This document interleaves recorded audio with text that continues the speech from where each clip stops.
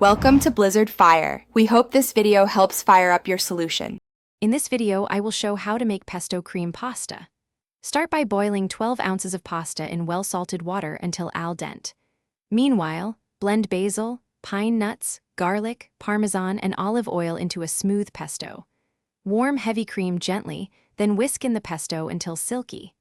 Toss the drained pasta with the sauce, add lemon zest and cracked pepper, and finish with I like keeping this sauce flexible with simple tweaks. Use sun-dried tomatoes or arugula for a peppery kick, swap pine nuts for walnuts to save money, or add cooked shrimp for protein. For a lighter version, use half and half instead of heavy cream and reduce oil slightly. Taste and adjust salt, lemon, and cheese to balance flavors.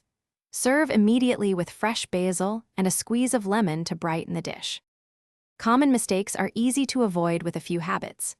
Don't overcook the pasta, as it will become mush when tossed with sauce, and avoid boiling the cream, which can separate. Reserve some pasta water to loosen the sauce. It helps bind the pesto and cream. Store leftovers in an airtight container for up to 3 days and refresh with a splash of water or cream when reheating to restore texture.